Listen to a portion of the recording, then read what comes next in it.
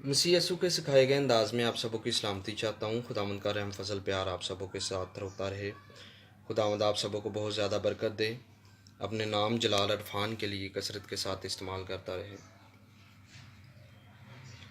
आजकल एक बड़ा मसला संगीन चला हुआ है फेसबुक पर, जो कि मौला यसू मसीह की ज़ात के हवाले से जो है वो मसला है कि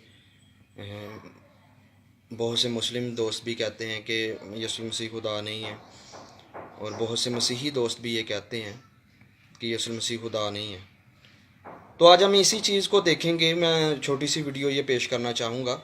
मैंने कुछ नोट्स तैयार किए इसके हवाले से, और मैंने ये तहरीर भी पहले लगाई थी, और आज हम उन्हीं नोट्स को जो है वो मैं वीडियो के ज़रिए से शेयर करना चाहूँगा। और वो नोट्स इस तरह से है कि हम ये देखेंगे उसमें कि क्या यसू मसीह में जो है वो खुदाई सिफ़ात पाई जाती हैं, जो अहद अतीक में यहोवा में जो है वो सिफ़ात थी खुदाई, क्या वो यसू मसीह में जो है वो सिफ़ात पाई जा रही हैं, या हम अपनी बिना पर यसू मसीह को खुदा साबित कर रहे हैं, बिद्दत को हवा दे रहे हैं और लोगों को जो है वो गुमराह कर रहे हैं। तो सबसे पहले हम ये देखेंगे कि जो है वो चार सिफ़ात का जो है ये यसू मसीह में होना लाजमी है। सबसे पहले कि मसीह का अज़ल से होना मौजूद लाजमी है, मसीह का हर जगह होना लाजमी है, और मसीह सब कुछ जानने वाला होना चाहिए, और मसीह कादिर मुतलक होना चाहिए। तो मैं इसके लिए एक एक दो दो हवालाजात भी पेश करूँगा किताब मुक़द्दस से, और इसमें ये मैं दावे से कह सकता हूँ कि यसू मसीह ने अपने आप को खुदा कहा है, खुदा साबित किया है, और जो है वो इशारात दिए हैं कि मैं खुदा हूँ। कोई इंसान इसे समझे या ना समझे, लेकिन बाइबल मुक़द्दस ये दलीलें पेश कर रही हैं कि यसू मसीह जो है वो खुदा है। सबसे पहले हम मसीह के अज़ली होने पर देखेंगे, जिसके लिए मैं दो हवाले कोट करना चाहूँगा। यूहन्ना 8:58 उसमें यह है कि पेशतर इससे कि अब्राहम था, मैं हूँ। उसके बाद यूहन्ना 6:2 अगर इब्ने आदम को ऊपर जाते देखोगे जहाँ वो पहले था तो क्या होगा। तो ये मसीह के मुंह से निकले हुए अल्फाज हैं, जिससे मसीह ये बता रहा है कि वो ज़मीन पर आने से पहले कहाँ था। ठीक है, ये मसीह के अज़ली होने का सबूत है। दूसरे नंबर पर यह कि मसीह का हर जगह होना लाजम है। जैसा कि हम ये मानते हैं कि खुदा हर जगह हाज़िर व नाज़िर है, और इसके लिए मसीह ने फरमाया मत्ती 18:20 में कि देखो जहाँ 2 या 3 मेरे नाम से इकट्ठे होंगे वहाँ मैं उनके बीच में हूँगा नहीं। ये झूठा दावा होता, ये इंसानी दावा होता, क्योंकि खुदा के हाँ तो कोई ना माजी है ना जो है वो मुस्तकबिल है, वो हमेशा हाल में रहता है, और ये हाल में होने का दावा है कि मैं हूँ, जहाँ मेरा नाम लेंगे वहाँ मैं हाज़िर हूँ। इसके साथ एक और हवाला कोट करना चाहूँगा कि मसीह हर जगह हाज़िर है। उसके लिए मत्ती 28:20 देखो मैं दुनिया के आखिर तक हमेशा तुम्हारे साथ हूँ।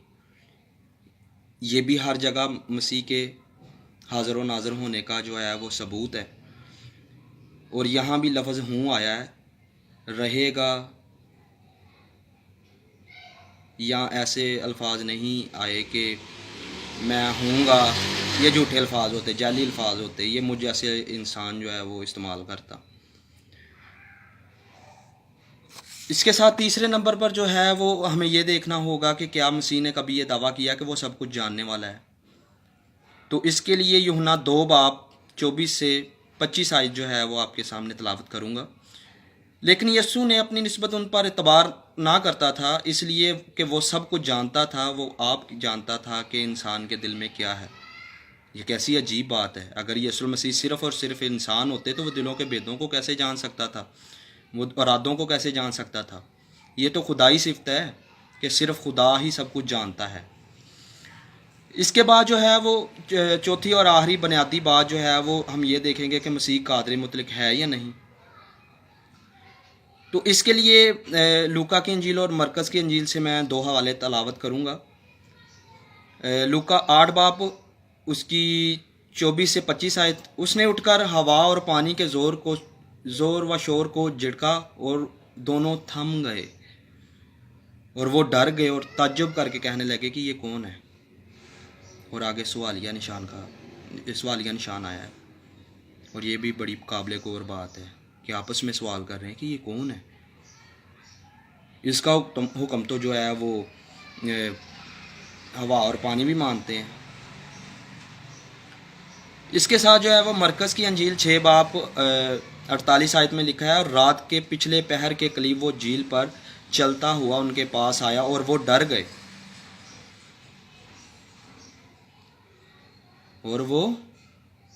گئے، کیا کوئی انسان جو ہے وہ پانیوں پر چل سکتا ہے؟ اگر تو صرف یسوع المسیح انسان ہوتے، خدا نہ ہوتے، تو پانیوں پر کیسے چل سکتے تھے؟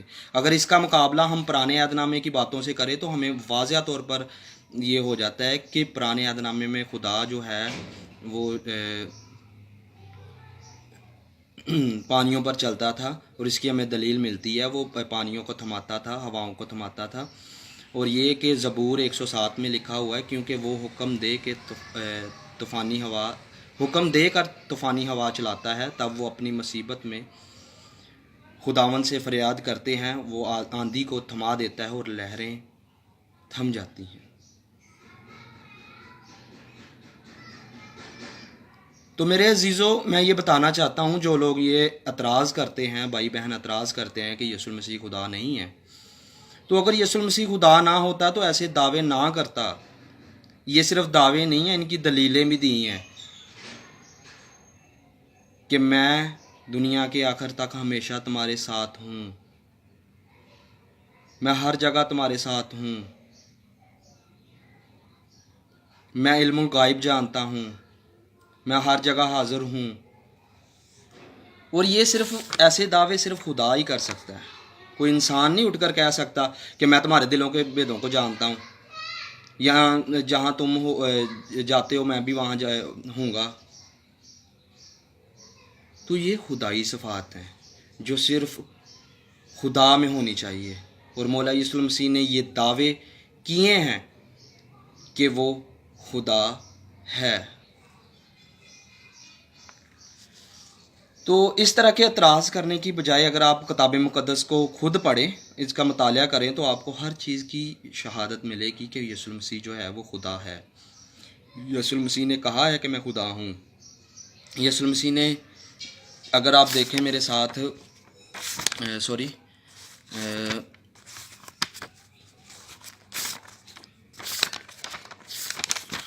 جب مجوسی جو ہے وہ یسوع المسیح کے پاس آتے ہیں، ایک سیکنڈ میں حوالہ نکال لوں۔